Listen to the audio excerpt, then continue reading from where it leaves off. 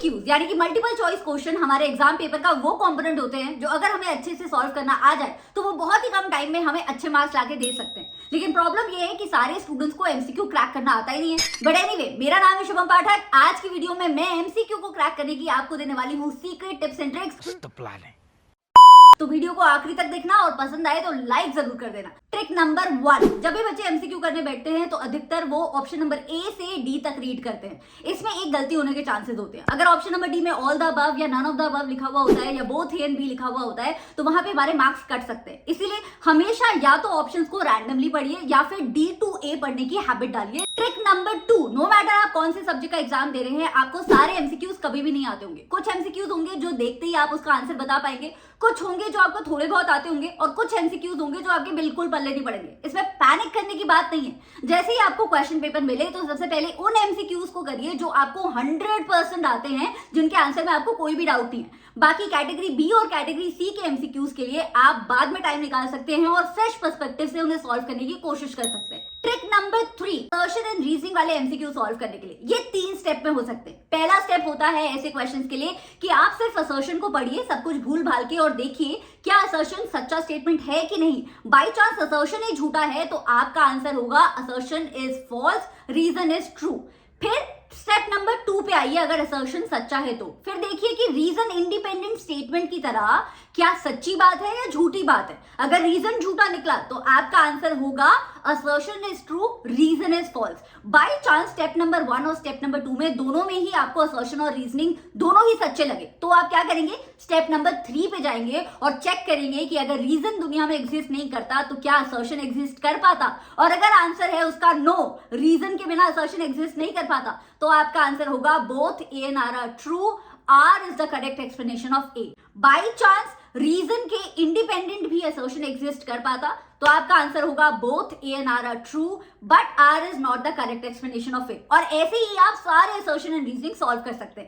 चलिए चलते हैं ट्रिक नंबर 4 पे। बहुत ही सिंपल है। अगर एक एमसीक्यू पे आप ऑलरेडी 3-4 मिनट लगा चुके हैं तो उसे आपको यहाँ पे छोड़ देना चाहिए, बाद में उसे रिविजिट करना चाहिए फ्रेश पर्सपेक्टिव से, क्योंकि एक एमसीक्यू पे आप कितना मर्जी टाइम लगा लीजिए वो आपको मार्क्स एक ही देगा। तो इससे बेटर है कि आप बाकी क्वेश्चन अटेम्प्ट करिए, पेपर टाइम पे कंप्लीट करिए। Trick number 5 is related to social science के पिक्चर बेस्ड क्वेश्चन।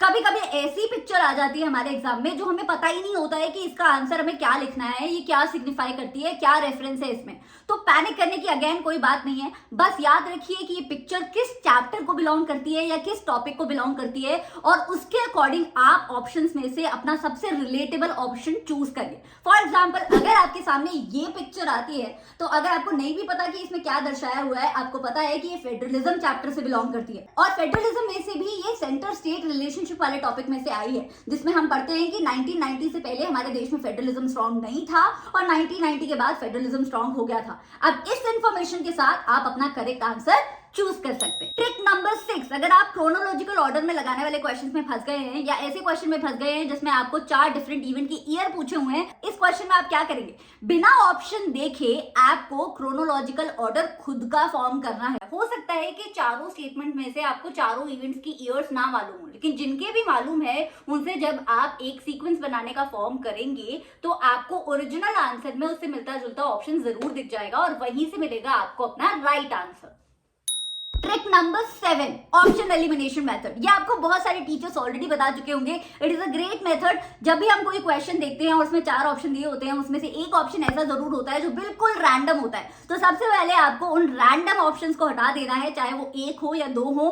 फिर बचे हुए ऑप्शंस में से आपको लगाना है दिमाग और जो अभी तक मैंने ट्रिक्स लगाई हैं उन्हें लगा के आपको अपने राइट आंसर पे पहुंचना है। ये बहुत ही ईजी मेथड लगता है लेकिन ये 90% ऑफ द टाइम्स वर्क करता है। And this brings to my trick number 8 which is MCQs. आप जितने ज्यादा प्रैक्टिस करोगे उतना आपकी सेहत के लिए अच्छा है। इसी के लिए मैं कल यानी कि 20 फरवरी 7 बजे आपके लिए ला रही हूँ 100 एमसीक्यूज का सेशन क्लास 10 एसएसटी का, जिसमें असर्शन एंड रीजनिंग के साथ साथ कॉम्पिटेंसी बेस्ड एमसीक्यूज भी मैं आपको कराने वाली हूँ। तो कल 7 बजे मिलते हैं और प्रैक्टिस करते हैं 100 से भी ज्यादा MCQs. See you tomorrow and bye bye and take care.